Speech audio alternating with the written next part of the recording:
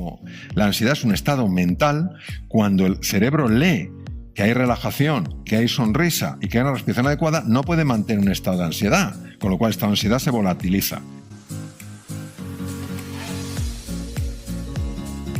Este es un podcast para todas aquellas personas que quieren pensar en grande, sentir en grande y vivir en grande.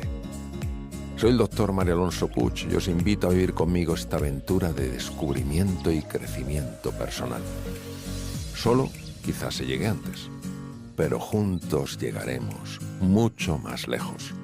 Bienvenidos.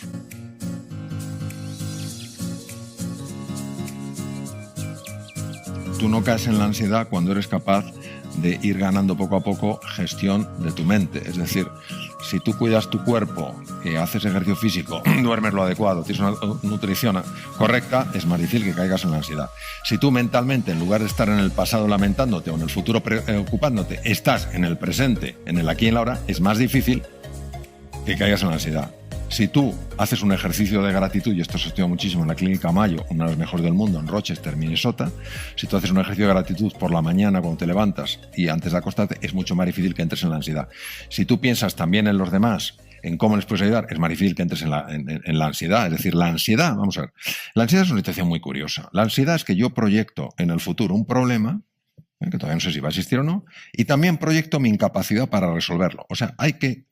Mira lo melones que somos a veces. Empiezo a sufrir ya por algo que ni siquiera sé qué va a pasar. Pero precisamente como empiezo a sufrir ya y empiezo a reducir el funcionamiento de mi cerebro ejecutivo, es más fácil que me pase, porque no las veo venir. Claro. Porque no las veo venir, porque no puedo anticiparlo. O sea, es que es curioso cómo nos autolimitamos sin darnos cuenta de que lo estamos haciendo. La ansiedad lo primero que hace es alterar el patrón respiratorio. Es decir, la ansiedad lleva el patrón del diafragma, que es la mejor forma de respirar, a un patrón intercostal, que es una respiración rápida. Entonces, lo primero que hay que hacer es darse cuenta de eso y suavemente llevarlo a la parte abdominal. Lo segundo que hace la ansiedad es producir tensión muscular. Entonces el cuerpo se tensa. Entonces lo que hay que hacer es algo que te permita relajarte. En tercer lugar, lo que hace la ansiedad es congelar el rostro. Por eso es muy importante la sonrisa. Y como demostró el gran William Blake, el padre de la psicología anglosajona, un hombre verdaderamente pues, cajal en el mundo de la neurobiología, William James en el mundo de la psicología. Él decía: atrévete a pesar de tu miedo y te sentirás valiente. El pájaro no canta porque es feliz porque canta. Es decir, cuando tú empiezas a sonreír, cuando buscas la relajación y buscas esto, empiezas a cambiar lo que el cerebro percibe que está sucediendo en el cuerpo. Entonces, como la ansiedad es un estado mental, cuando el cerebro lee que hay relajación, que hay sonrisa y que hay una respiración adecuada, no puede mantener un estado de ansiedad, con lo cual esta ansiedad se volatiliza. Claro, esto es como en la época de los tocadiscos, vosotros sois muy jóvenes y no lo habéis vivido, yo que tengo ya mucha juventud acumulada, lo he vivido. Entonces tú quitabas el enchufe del tocadiscos y el disco seguía dando vueltas. Había un momento en que se paraba, es decir, que no porque en un momento determinado digo, voy a llevar mi respiración al abdomen, vas a tener un efecto inmediato, claro. Pero ya verás como si tú mantienes eso, vaya que se lo notas. Independientemente de lo que nos pase. ¿Aconsejas no perder la esperanza? Lo único real es el presente. Todo sucede en el presente. Lo que pasa es que hay una parte de la mente humana que tiene una tendencia inmensa a no estar en el presente y a estar en el pasado o en el futuro. Esto puede tener una connotación negativa o puede tener un aspecto positivo. ¿Cuándo tiene una connotación negativa? Tiene una connotación negativa cuando estoy tan apegado a mi pasado que todo lo que yo proyecto en el futuro es sencillamente una continuidad del pasado. Entonces el pasado ya no me está influyendo, sino que me está determinando. ¿Cuándo tiene un impacto positivo?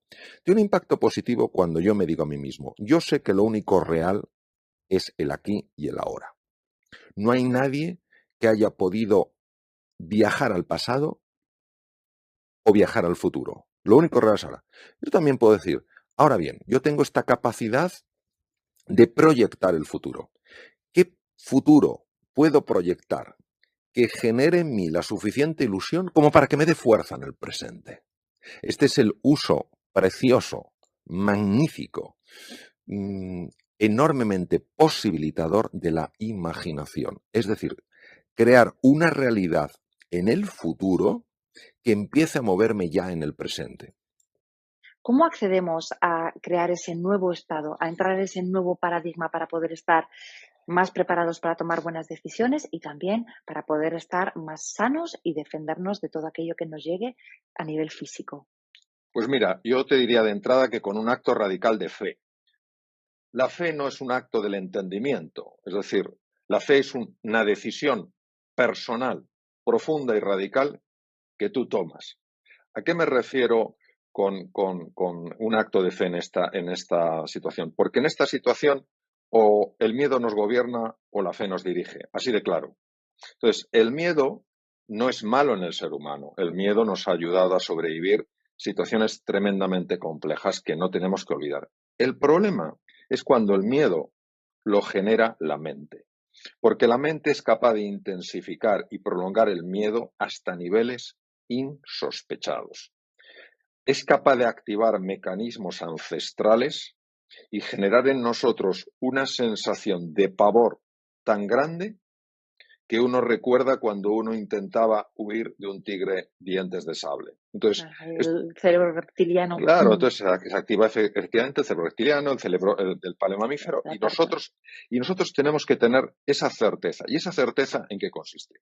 Esa certeza consiste en posicionarse de forma radical, en que aunque ahora no lo veamos, nosotros vamos a pasar de una situación de hundimiento a una situación de descubrimiento.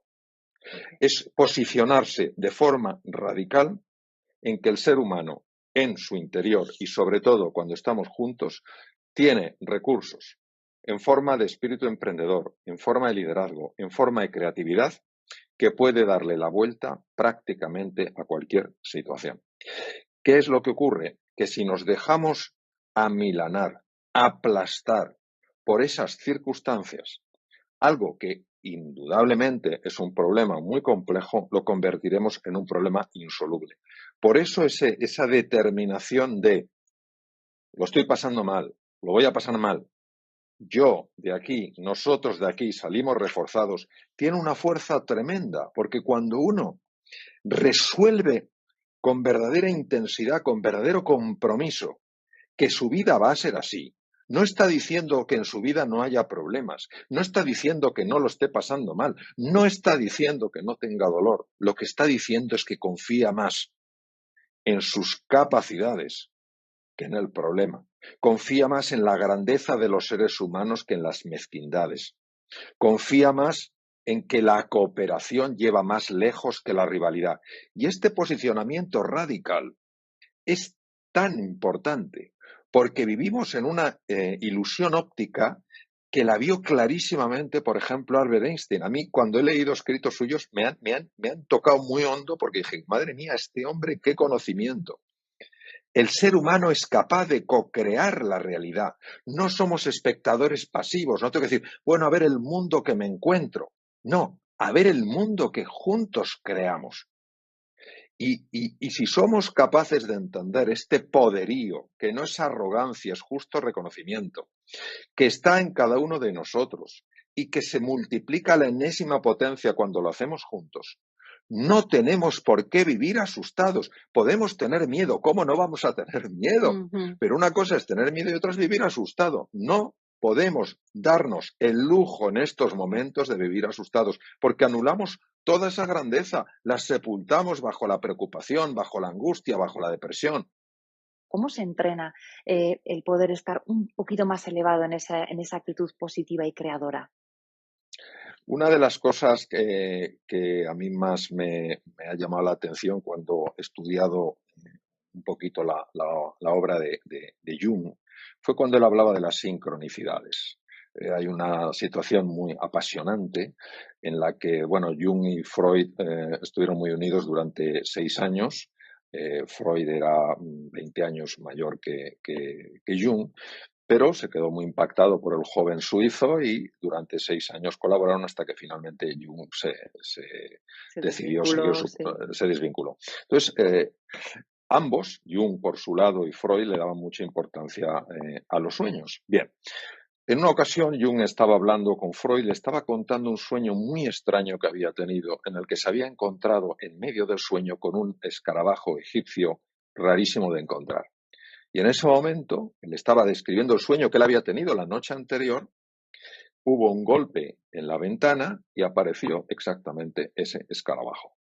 Yo, personalmente, no cosas tan rotundas, pero sí bastante impactantes en mi vida, he experimentado esto. Es decir, los fenómenos de sincronicidad no son ni de mentes iluminadas ni de gente rarita.